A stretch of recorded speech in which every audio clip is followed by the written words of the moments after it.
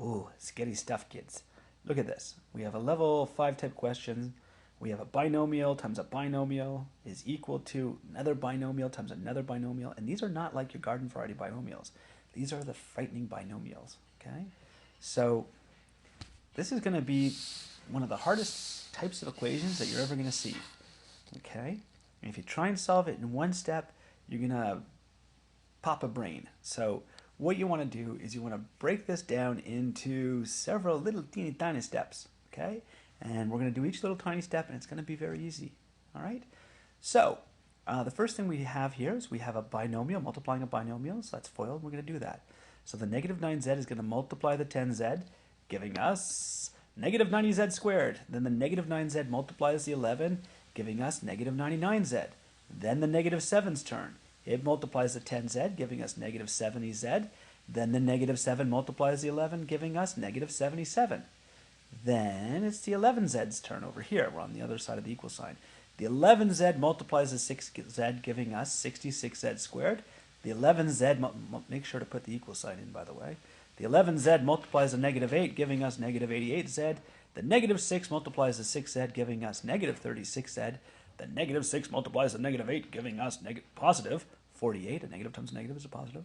Then we're left with this negative 156, this very frightening looking negative 156z squared plus 235. All right. So far, okay. A whole bunch of little tiny steps doing FOIL, but this is still a scary looking question. All right. Add your like terms. Simplify the left-hand side, simplify the right-hand side. Look what happens. Okay, on this side, I'm going to add the negative 99z to the negative 70z, which is negative 169z, and I'm left with the negative 1. The negative 77 doesn't add to anything. The negative 90z squared doesn't add to anything, but I've added my two like terms here, and that's simplified a little bit. On this side, I have all kinds of like terms. I have 66z squared added to negative 156z squared, giving me negative 90z squared. Okay, notice I've got a negative 90z squared, a negative 90z squared on either side of the equation. Okay, so if I remove that from both sides, it's still going to balance out. Okay, the negative 88z adds to the negative 36z, giving me negative 124, right? They have the same signs, so you add and keep the signs. All right, then I have 48 and 235 adds up to 283. All right, this is looking a lot more manageable. Okay, it's much smaller now. It has a lot fewer terms. Now, I want to get rid of this negative 90z squared that's on both sides. So I'm going to add 90z squared to the left-hand side. I'm going to add it to the right-hand side to keep everything balanced. And when I do, I get a whole bunch of zeros, right? So I'm left with the negative 169z minus 77 on the left-hand side. And on the right-hand side, I'm just left with a negative 124z plus 283. Now, I want z's on one side of the equation, all right? I've got more z's here. Doesn't look like more, but I do. So I want to get rid of the negative 169z. So I'm going to add 169z to the left-hand side to make that into a 0.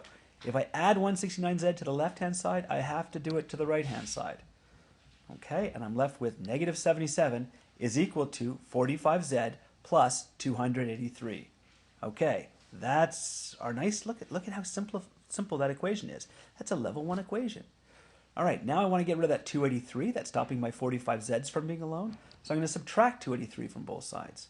And that gives me negative 360 is equal to 45z. The 45 is multiplying the z. I want to get rid of it, so I'm going to do the opposite. I'm going to divide by 45. When I divide by 45, that just becomes 1z. Okay, so that's why we've divided, to make that just 1z. If I divide the right-hand side by 45, I also have to divide the left-hand side. So I get negative 360 divided by 45 is negative 8. So negative 8 is equal to z, and that's our answer. Okay? So that really scary-looking equation came down to this not-so-scary-looking answer. And that's it. And then you can just check your results. Just plug back, the negative 8 into the z, replace every z with negative 8, and you'll see that the left-hand side is equal to the right-hand side. So this is, in fact, our answer. Okay? And that's it.